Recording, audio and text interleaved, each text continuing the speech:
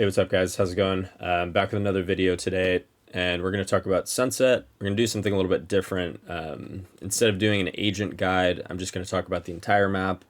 I'll obviously include some agent-specific stuff as well, but really it's going to be focused on the macro perspective, how you guys should be approaching attack and defense, and then also share some tips on like how I analyze a new map when it comes out and how I let that analysis dictate how I want my team or my teams in the past to play attack or defense. Okay.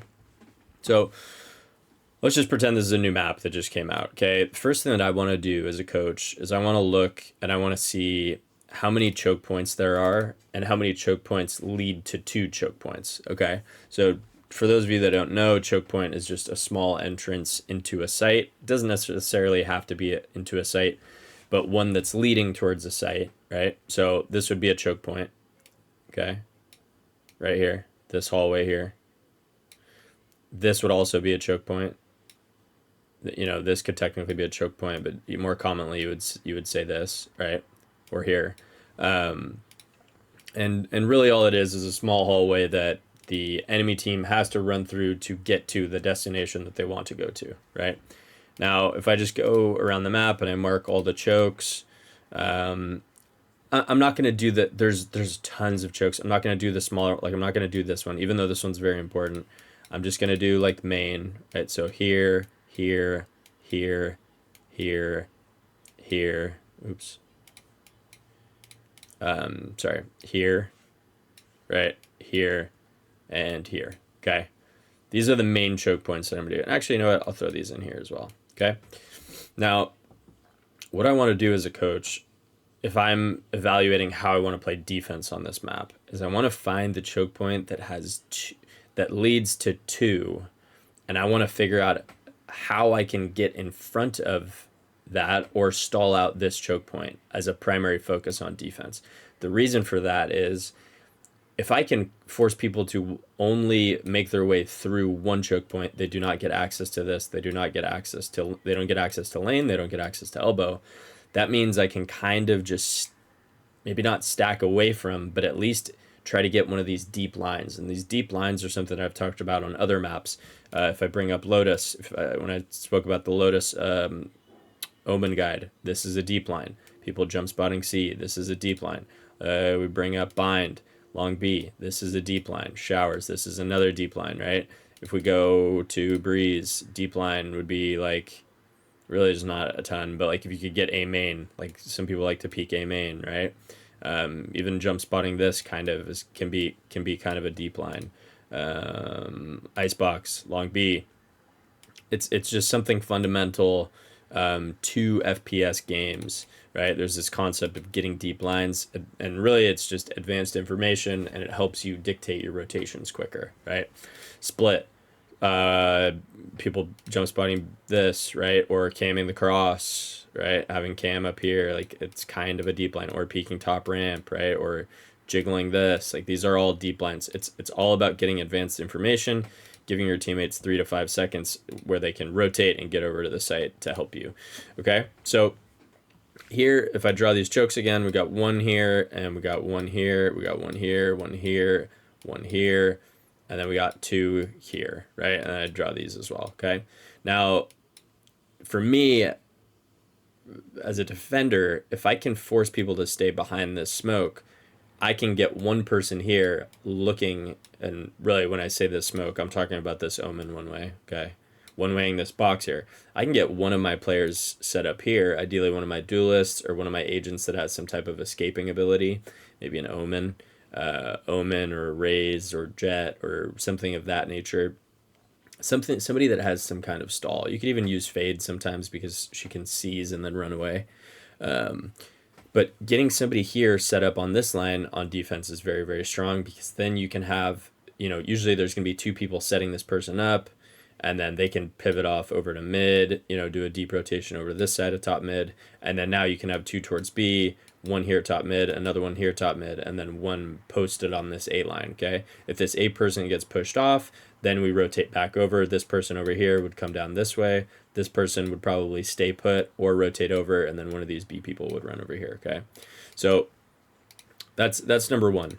I want to figure out, is there any deep line that I can achieve? Now, is there another deep line on the map? Yeah, actually, if you get B main control and you get on the stairs here, this is another good deep line to get, right? Um, and the other thing that I want to think about, and this is going to be super map specific because every map is different, right? But like, is there a way that I can make certain bomb sites have less choke points? Okay, and what's one way that you can do that on this map? Every round on defense, you close the door, right? Or unless you're opping it or something like that, or you want to have some type of trap setup. But typically, you want to close the door, because then what? B is just a one choke point bomb site, and that's what you want on defense. You want to try to make as many single choke point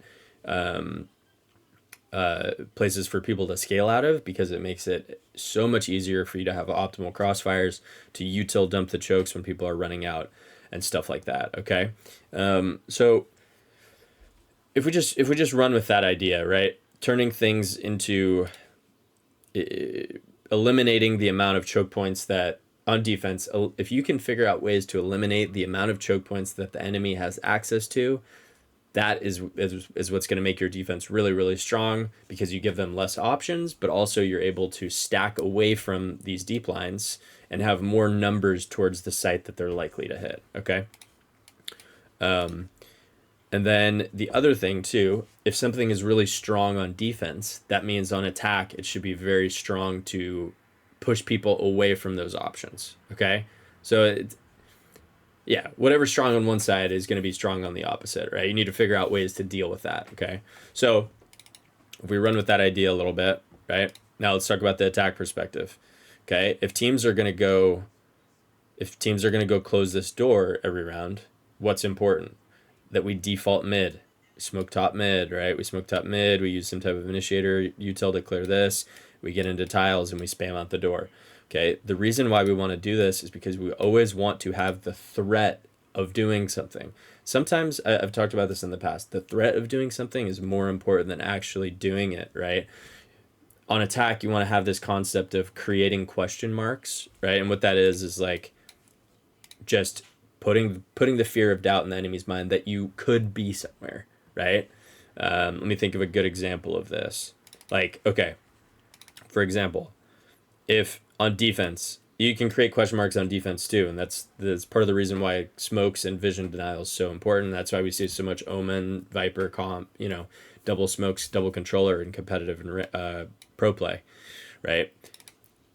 If my cipher on attack is not camming this window, and we don't have vision on somebody crossed here, what does that do? It makes my team, my attack team, have to use util to clear this out, right? So by creating question marks on attack and defense, you are naturally forcing teams to use utility in places that they don't think that maybe they didn't have to use if they had advanced information that it was already clear. Does that make sense? So same thing applies on attack. If you can threaten that you're going to do something or that you might do something, really it's just a matter of respect. The enemy team has to respect it. So on defense, when an enemy team respects something, what do? They rotate towards it, okay? I haven't ever really used this as a coach, but it's, you can correlate the two. Respect and rotations, R&R, right? So if you can get people to respect the fact that you might do something, you might be able to pull a rotate, okay? And that's really the name of the game on attack, is make people respect the fact that you might be doing something, get them to rotate over, and then go the other way, right? And you can also look at it at a grander scale. If you condition something, if you condition that you can take control of areas, then it's very easy to sell the fact that you might do it again. So you can kind of condition the mindset that you are going to do something again because it's been successful in the past, and then you pivot on to doing something different. Okay, let's get back into specifics here. Okay, so let's talk about defense first. Okay, how I would start defense rounds if I was coaching again. Okay, what I would do, and let's just use this comp as an example. There's a decent amount of variance for comps these days.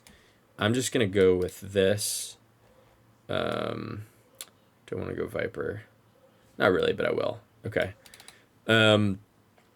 So something like this is relatively common. You could also see like a breach. Let's do breach for this example, okay? So breach. So on defense, if I'm running a breach comp, I want heavy emphasis on this A line, okay? On as a defending team. So what do? I bring my breach over here and I stun. Generally, you're always kind of gonna have your initiator player in this position, your info initiator, or if it's a player that can stun an entire lane like this, then it's really really impactful to have your breach here. And then what do? You instantly one-way smoke this, and maybe Omen's not the guy to be here, but it could be. Maybe it's your Raze, right? Really, your Omen or your Raze are going to be in these two spots because the verticality to play on top of this little box here is pretty solid for holding the mid to B pinch, okay? So I would start the rounds by stunning A main, smoking one-way A main, and then really my goal is to get this line here. And then over at B, I would have my Cypher do some type of setup. If they're not running a Sova, I'm doing this unbreakable trip a lot of the rounds, right? And then maybe I'm tripping top mid. Good teams will spam this out. I'll talk about attack a little bit later, pretty easily. But then if they start spamming it out, you can start tripping market, right? And then sometimes breaking the door when teams go mid default to break the door, it's not enough because you have a trip behind it. You know what I mean? And then I would have my Cypher player close the door, start a round, and then go play backside or play market with my Raze, right? And then once that's done, my third player, who's usually starting top mid or actually starting here in most situations, let's say that would be Fade. I mean, you could also have Fade here, right? You could have Fade here early. Really, this person's job is to break the cam early. Lots of Cypher players are camming in either of these windows. Break the cam early. Could also break it from here. Sometimes if you break the cam close, you'll bait out utility from the other team. They might Omen blind you or whatever. And in my opinion, from what I've seen, these early Omen blinds don't get a ton of value because it's super easy for people to fall into sight and call for a support smoke. Okay, so really, again, the focus here is to set up this person on this A line. So they get this deep line, and then what can we do? Fade can run over here to this side, or maybe you want Breach over there because Breach is probably a little bit of a better supportive initiator than Fade in terms of stalling hits and flashing for the team. So Breach would go around this way, and now you're playing top mid. We have this A line, and then we're playing, once our Breach gets to this point, maybe Cypher pivots into sight, because once we get 3 people to a site, we want to make sure that we're not just playing for a retake, unless they have some type of crazy ults. We're playing to fight them, right? And when you get to this point here, maybe your Fade's playing more for info, right? But again, your goal here is to get this deep line on A, which you've achieved. Now, and we've closed the door on B. So we've closed the door on B, we've got this deep line on A, and now let's count the amount of chokes that the enemy team has to come out of. So they can come out here, they can come out here, they can't go door because we got a trip, and then they can go top mid, okay? So this, if you can figure out ways to keep the enemy team to only having access to 3 choke points on attack, that is really, really good, okay? Then it just really comes down to hitting your shots and proper rotations, okay? And good util usage. Now, this is what I like from a standard setup, and things that you can do off of this, right? You can easily, so if this was like our starter round, let's say that's our default defensive setup, right? So let me do it again. Breach here, stunning with the Omen flash. I mean, with the Omen one way, not the Omen flash. And maybe we just do like a Fade Eye, like Fade Eyes up top here, or deep like this, or whatever, right? Fade throws an eye for mid. It doesn't really matter. And we set up this person on this A line. Let's say it's Fade this time, okay? Fade does like an eye in the window or here or something. We set up this person on the A line, okay? This is our starter round utility. Actually, let's keep it consistent. Sorry about that. So let's go like this, break the camera, and then we got Cypher B, and we've got Raze B on the box, okay? I'm not going to put the trips up. It's not that big of a deal. Now, the good thing about this setup here is that Omen, let's just remove the Fade Eye because it's not that important. Omen can be anywhere and still throw this smoke, right? Breach has to be here to throw this stun, but he's not at risk, and he could be here solo if he wanted to, right? Now, we could easily have Omen over at B closing the door. We could have Fade over at B, right? We could have Raze close at B. And we could even have Omen ready to blind B main, right? So, and then we have Cypher towards A this round, okay? So, like, when you make these defensive default setups, you want to figure out ways to throw as little util as possible, but achieve a goal, but then also have ways to change the setup around off of what's going on, or off of what you did last time, so it looks the same, but it's actually a completely different setup, right? Maybe we play kill trips, right? We play something like this, and Cypher's playing spawn, right?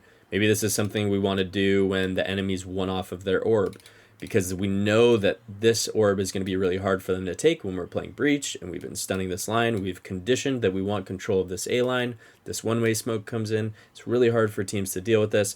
If they're one off an orb, they're not going to go for the A main orb. It doesn't make sense. So what are they going to do? They're going to go for the B main orb, right? So what can we do? We can have kind of a B main trap, right? We can Omen blind. We can seize nade behind the thing, right? Or we can seize nade here, right? And then we can Omen blind behind like this. Like, there's a million things we can do, but that's kind of the logic of defense. We want to condition what we think is super strong on the map, which is this A line, and then we want to have different ways that we can play around it, okay? So this is just one example. There's other things you can do, fighting in mid, right? And now that I bring up fighting in mid, before I talk about that, let me talk about the attack perspective real quick, just briefly. So one thing that I mentioned here was the idea of closing this door every round, right? And you don't need to close it every round, because if you're opping here, this can be a really good line. But majority of the rounds, you want to close it at the beginning of the round, because sometimes in the mid round, walking out to this point can kind of be a death trap, okay? So you close it because you're going to get more value from closing it than you are leaving it open. Unless you're going for a mid fight, right? So one thing that's important is, if you notice that a team is defaulting mid to break the door, you should like deep smoke mid and like maybe stun tiles, right? Instead of stunning A main. You take the gamble. So early on in the half, you stun A main, stun A main, stun A main, like 3-4 rounds in a row. Now the team has to respect the stun coming from here, right? Then what can you do? If you notice that the team is pivoting over towards mid to break the door because they feel like they can't take A early, you stun this line into tiles. Now, what does this do? This makes them afraid of the fact that you could be in mid, because you have a vision denial or info denial smoke bottom mid, right? You've created this. Okay, I'm gonna use these terms a lot. You've created this question mark that you could be in mid, that you could be pushing tiles, right? The other thing too is you stun this entire line, right? Which scares the enemy from coming up mid to achieve their goal. And you always want to have people's goals in mind when they default. Their goal has been to break this door. So what can we do? We can use minimal rechargeable utility, right? An Omen smoke and a breach stun to dissuade the enemy team from achieving their goal, okay? And really that's something that's super, super important. Just in any game, if you can show the ability to come up with solutions to what the enemy team is doing, especially on their defaults, like, let me think of this. Let me explain this better. If a team has hit A on you twice in a row successfully, and you've been light on A as a defensive team early on the round, guess what? Round 3, good teams will put numbers here and show you, oh, okay, I see what you're doing. I'm not going to let you do that again. You're going to have to beat us a different way. If you can show people that you're willing to change the way that you're playing in response to the way that they're playing, you can get them to deviate away from their plan. And when you do that, teams are more likely to make mistakes. If you let teams just walk all over you and do the same thing over and over again without offering any solution or any changes to the setup, it's like that Albert Einstein quote, what is it? Insanity is doing the same thing over and over again, but expecting different results. Yeah, same thing can be applied to this stuff, right? So think about the way that, especially when you're playing controller, when you're playing Omen, or you're playing one of these super oppressive initiators, like with a stun, think about ways that you can make the enemy team's default way harder for them than it was last round. Okay. And the other thing that I want to talk about here, doing something like this will usually force the enemy team to react somewhere else, right? Or they'll use a shitload of util to clear out mid. So you're naturally, another topic that I've talked about before is this concept of util trade. You're naturally winning out util trade in mid by forcing them to re-clear because you don't have any bodies behind it. They get the value that it's re-cleared, but one, they've wasted all this time doing it, they've wasted the money doing it, and then they don't have it for their executes later in the round. Okay, so that's one thing that I wanted to talk about. Okay, is this idea of being dynamic and reading the enemy team's default and figuring out ways to either slow it down, make it more difficult for them, or force them to use utility. Okay, now that we've talked about this deep line here, we can also talk about this deep line. Really, this one, what you should be doing at B, let's just talk about B for a sec. What you should be doing as a defender on B is whoever your anchor player on B is should kind of be peeking this every single round. Now, it's kind of annoying to do this as Cypher because you don't want to show the fact that you're there. So a lot of times I would recommend, maybe Omen breaks this, and we don't resort to playing on top of this every single round. You break the cam early, right? And when you break the cam, what can you do? You can insta-smoke this after. Now you've created this question mark, right? You break the cam here. They wanted info if you crossed. You break the cam, you smoke. And then now they have no idea if you're here. So they have to use utility to clear it, right? So that's one good use case for the smoke there. But let's just go with this concept of this deep line. You can one-way smoke here. You can throw a fade eye up top on this thing, and fade can come and get the line here. And all you're doing is getting early rotational info, right? So in a round where you do this, and honestly, sometimes I think Cypher players are fine doing this as well. Let's say Cypher goes and he trips here, and maybe he trips top mid at the start of the round, right? And then they want to go for some type of aggressive stuff where Breach is here, Breach stuns early, and then Cypher gets into main. And maybe Cypher goes and puts a deep cam into main like this, right? Or even here, so somewhere weird, right? Now Cypher can fall back, he can sit on his cam. You can even put the cam here if he wants, right? Sit on his cam, or even here on this side, and he's just looking right and left, right? Because they're going to have to push past it eventually. You get this deep line here. Now you have trips top mid and B, and you have the deep line here, and you can play for more of a mid fight if you really wanted to, because what are teams going to have to do? They're going to have to come break this door, and then you're in a position to fight them mid. Or you could, rotate Breach over towards A, and you could play with a more nested A site hold. Okay? Really, those are kind of the big fundamentals on defense. The other thing that I want to talk about real quick before I go to attack is lots of teams like to get scrappy top mid, okay? Actually, before I talk about that, let's talk about rotations, okay?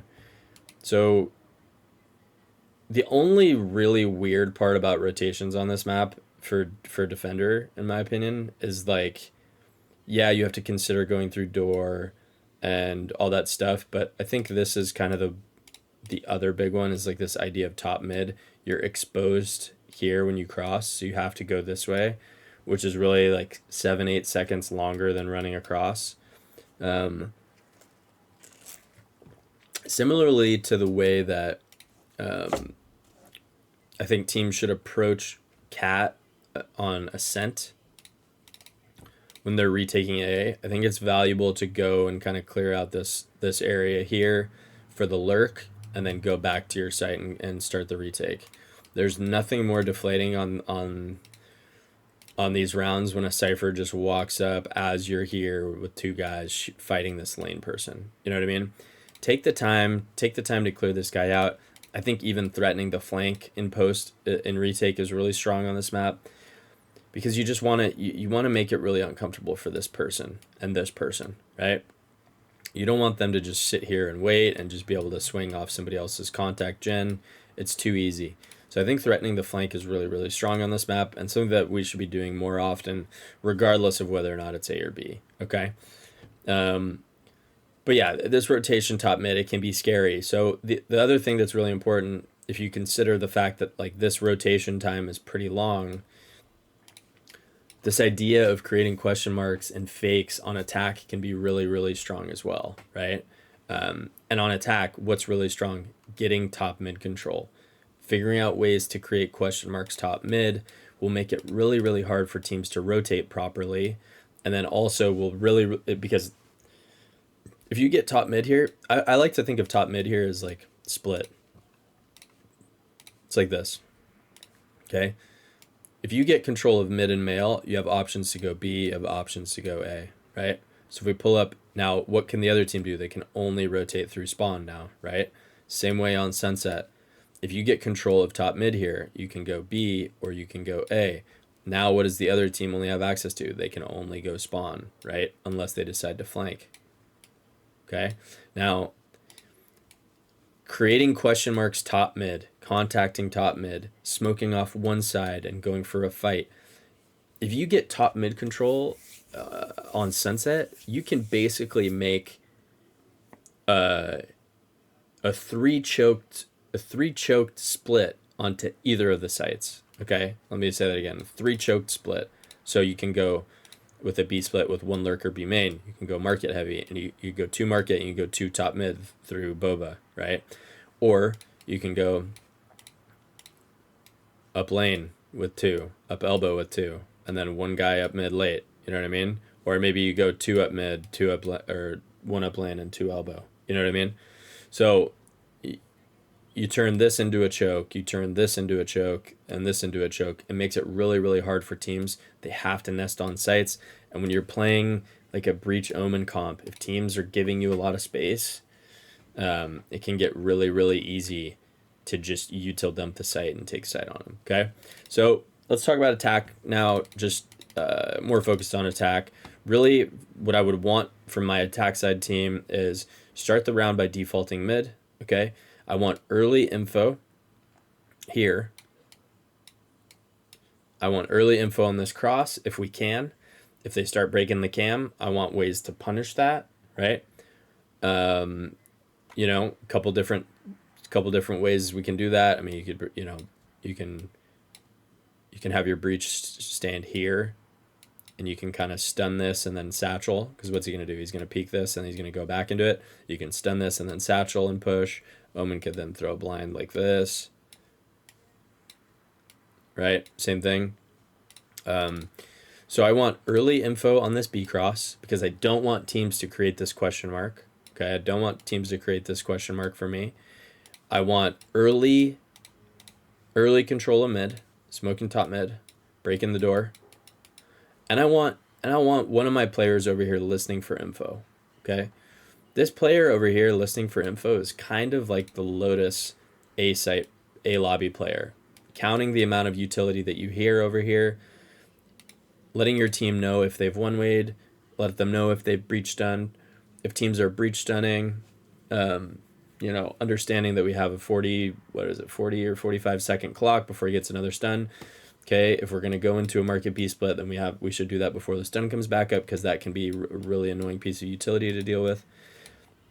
So I would start with one person getting info on this cross. I would start with a 3x in mid, and then I would start with one person at A. Okay, and really the goal of the default round on attack is to get out mid, break this door. If teams aren't closing the door, you can completely change the default. You can start B main heavy. You can pressure this. You can try to break the cipher trip. You can grab the orb here, right? And whatnot. And then when it comes to A, if teams, I want you to read the way that teams are playing on defense. If teams are one-waying this, that means to me that their goal is what I was talking about earlier. They want to get one player here to hold the line, okay? Now, I don't want to push this guy off the line during the first Omen smoke, okay? I want to do it on the second Omen smoke, because I know by that time in the round, this team, I want to create, so as an attacker side team, I want to create enough pressure towards mid, right? So we start smoke with here. break the door, and then maybe I want to smoke deeper, and I want to smoke here, okay, afterwards, and then I want to regroup back towards A, okay. Now, why does this make sense? Okay, this makes sense because if the defenders smoked here, so when they go for their second omen smoke to resmoke it, and we've controlled mid and we've broke the door. Now we smoke right side mid. We're threatening the fact that we might do a B split, you know? And what does that do for this player? Remember when I had these people set up? And this is obviously not a guarantee, but this is just a logical way to think about the map, okay? If people are setting somebody up on a deep line, that means that they're likely to rotate away from it. So you should, if your goal is to come back and push this person off late round and actually abuse them, because that's one thing you can do. You can abuse the deep line if you do it quickly and you do it after you create pressure to the other side, okay? Because really you're going into a one-person stack more often than not, or at least that's the logical reasoning behind it, right? So what do? You smoke top mid, you pressure, you break the door, and then now you smoke this to threaten like you're going here.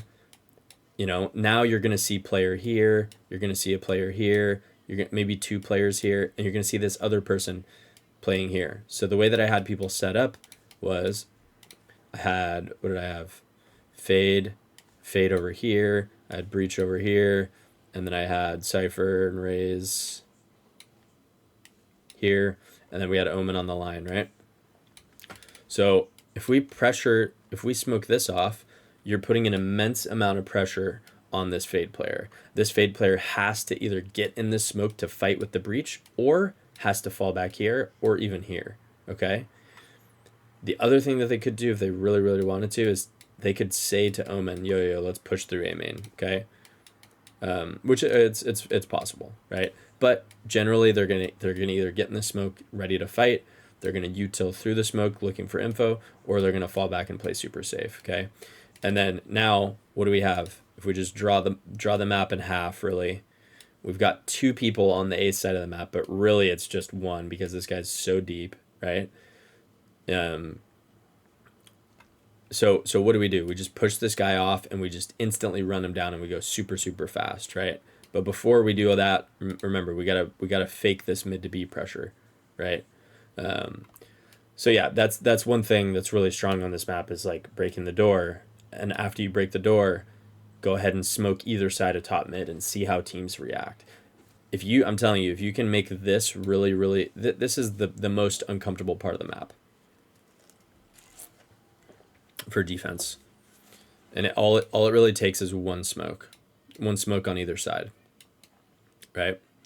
So yeah, that's really what I would be doing. I wouldn't really smoke this ever, but yeah, I would smoke this or smoke this. And really all you're doing is creating question marks, forcing teams to play further back, trying to force teams to rotate deep through spawn. And then really you're just pushing to pull rotations from A and then pivoting back to A. So pushing towards B, but with the intention of going back to A. And yeah, I mean, that's a majority of it on attack. I would say like other things to consider is post plant, right? Like you want to, this map along with other maps can be really, really hard if you don't have decent control in post plant, okay? So what I mean by that is, let's say I want to talk about, so let's draw a parallel between split B site and sunset B site, okay? Let's say that the enemy team smoke this off and they have B main control and I'm on attack and I decide to go with a heavy market split, okay? Now, let's say I had a lurker here as well. If we don't kill this guy in B main, our retake becomes really, really hard. Our post plant becomes really, really hard because we're naturally just sandwiching ourselves in between these two. So what space do we have? We have site and we have market.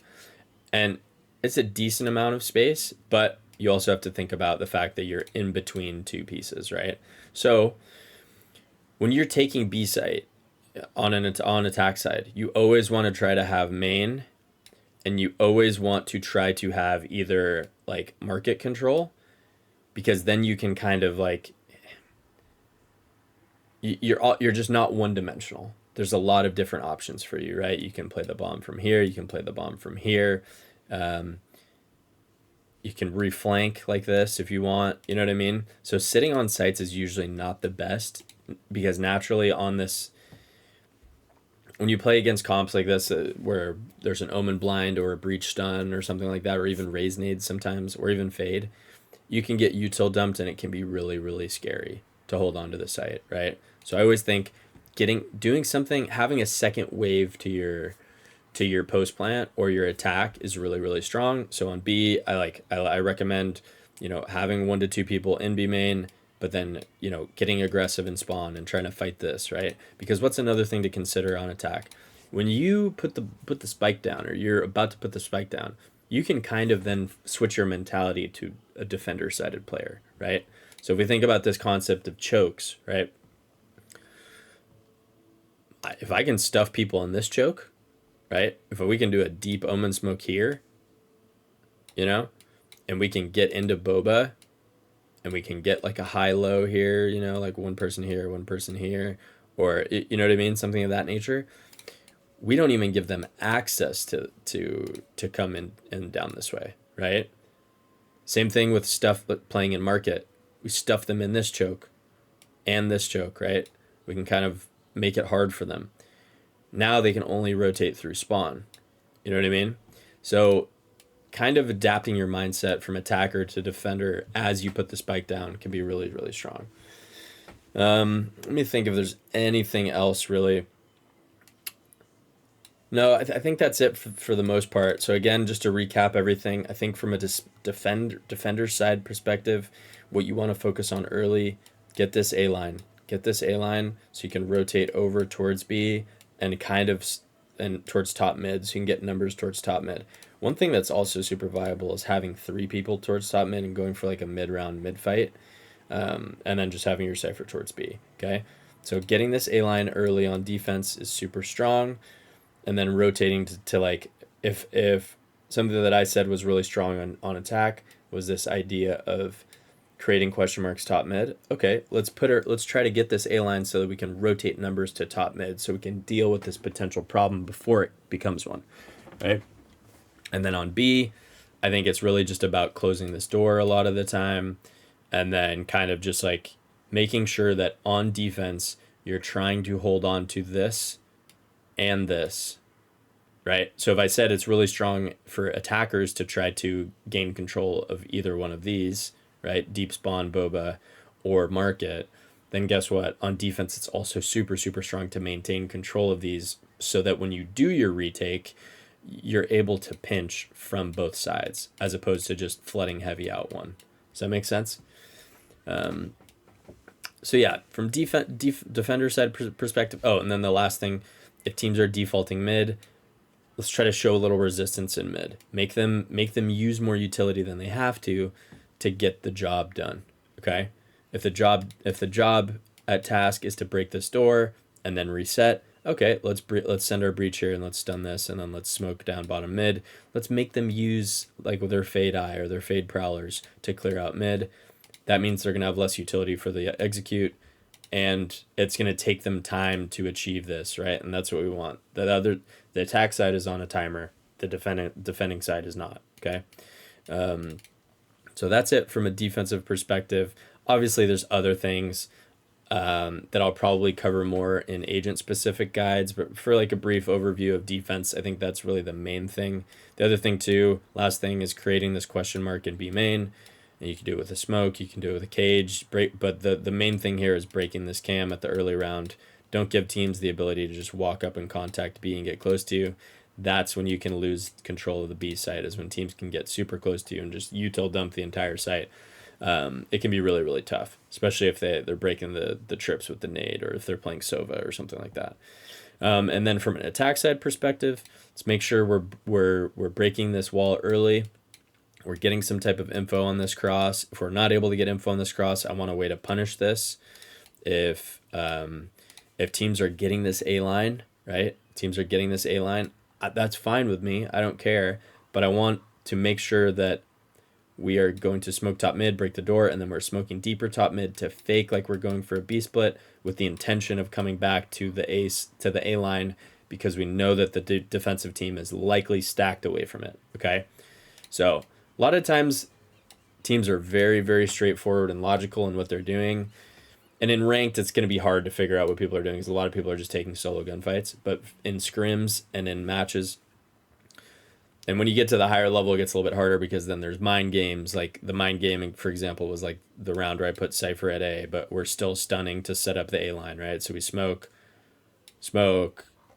breach stun, but then we have 3 people over towards A ready to fight, right? So there will be rounds like this where people are misdirecting, but again, it's important to let people prove to you that they are going to misdirect with their info, because a lot of teams have this mindset of if it ain't broke, don't fix it, right? So yeah, just try to read what the team is doing and understand that all of your rounds should have goals in them, and that means that all of the enemy teams should have goals attached to their defaults as well. If we can identify what their goal is, we can come up with ways to logically understand, okay, then this makes sense. You know, for example, if they're setting their player up on the A line, okay, that means that A is probably going to be pretty weak at 40 seconds in the round, right? Especially if we put some type of top mid pressure, okay? But yeah, that's pretty much it. Let me know if that's kind of what you guys are looking for in terms of macro approach to the map. I can probably make these videos a little bit shorter, but anyways, also take a look. Bitcoin, all-time high, baby. All-time high. And then we go to Chainlink. You guys want to see where I bought Chainlink? Right now it's at $21. I bought it right here. 50, I think it was at $49. Then I got all the way down to about 5 right here. And I was freaking out, and I held all the way through. So anyways, I don't know if any of you guys are into crypto or investing and stuff like that. I'm not super deep in, but it is something that I'm interested in. Anyways, thanks again for all the support, guys. We're over I think we're like 650 subs or something like that, which is crazy. But yeah, let me know if you like this style of video, or if you prefer me going into game and kind of running around and doing it, or if Foul Plan is sufficient enough. Hopefully everything that I said makes sense. And then the last thing I'll say is, like, even if you don't have a breach, there are ways that you can kind of put the omen here, right? And then you could put the fade here, or you could put the raise here and the fades over here, right? Because like the good thing about omen and raise over here on the box that they can see over the smoke, but what can fade do? Fade can like throw a seize on the ground at the choke and spray. Fade can throw an eye over the smoke, right? Like up here. So there's different ways to go about it, right? But you have to like understand, no matter what, there's gonna be some way for you to use some type of util to shut down this lane here, right? So for omen, it's obviously the omen flash. But yeah, anyways, thanks for watching. Appreciate all the support, guys. Yeah, I'll see you guys in the next one. Bye.